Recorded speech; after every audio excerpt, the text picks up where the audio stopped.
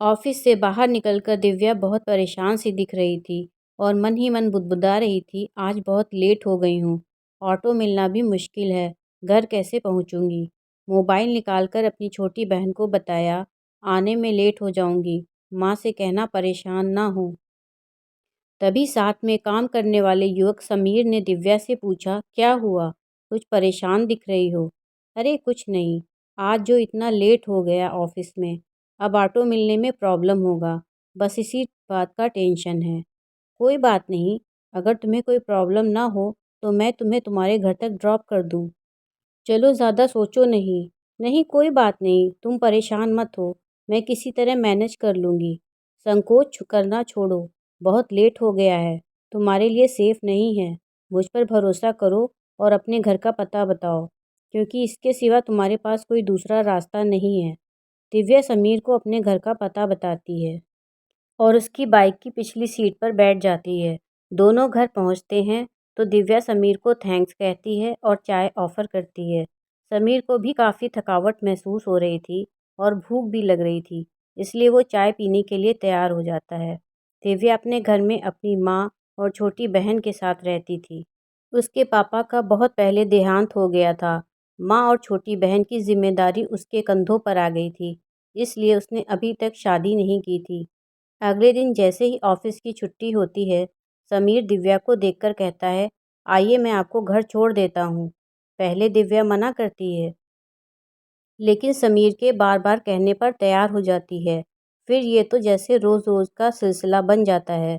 वक्त बीतने के साथ साथ दोनों को एक दूसरे का साथ अच्छा लगने लगता है।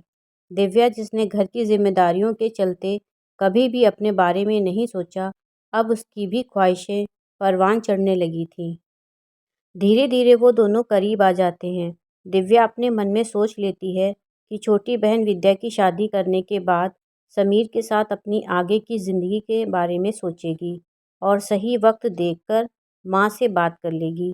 एक दिन ऑफिस से लौटने के बाद खाने के टेबल पर बैठकर अपने और समीर के बारे में अपनी माँ से बात करने की सोचती है, लेकिन तभी अचानक से उसकी माँ बोल पड़ती हैं, बेटी, मुझे तुझसे एक ज़रूरी बात करनी है। वो माँ से पूछती है, बताइए क्या बात है? माँ बोलती हैं, अब पानी सिर से ऊपर होता जा रहा है। ये सुनकर दिव्या बहुत परेशान हो जाती है। उसको लगता है शायद माँ को कुछ पता चल गया है। फिर भी हिम्मत जुटाकर पूछती है, क्या मतलब माँ, बताइए। बेटा, आजकल विद्या और समीर के बीच बहुत कुछ चल रहा है। किसी भी चीज़ की अति ठीक नहीं होती है। कई बार मैंने उन दोनों को अजीब अजीब हरकतें करते हुए देखा है। इतना सुनने की देर थी कि दिव्या फ़ौरन अपने कमरे में भागकर चली जाती है। उसको कुछ समझ में नहीं आ रहा था। उसको यकीन नहीं हो रहा था कि ऐसा कैसे हो सकता है। दिव्या इसी उधेड़-बुन में लगी हुई थी कि तभी उसे अपने घर के सामने गाड़ी रुकने की आवाज़ आती है।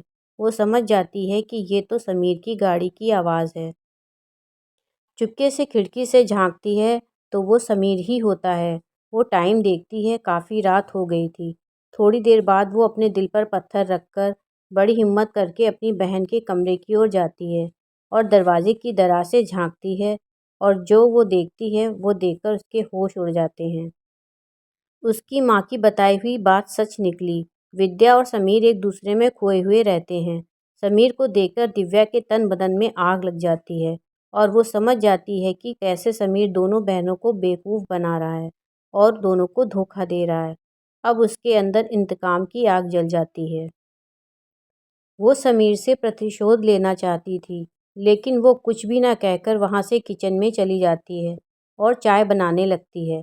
फिर चाय लेकर विद्या के कमरे में जाकर दरवाज़ा खटखटाती है और कहती है, अरे समीर आए हैं, मैं हमेशा की तरह चाय बनाकर लाई हूँ, पी लो। समीर चाय पीकर कहता है, अच्छा मैं चलता हूँ, मुझे नींद आ रही है, कल ऑफिस में मिलते हैं। और वो अपनी गाड़ी से घर चला जाता है। अगले दिन सुबह के अखबार में खबर छपी होती है, समीर नामक एक युवक की कार और टैंकर की टक्कर से घटनास्थल पर दर्दनाक मौत। युवक की शिनाख्त उसकी आईडी से की गई। युवक का नाम समीर शुक्ला था और वो एक प्राइवेट कंपनी में काम करता था।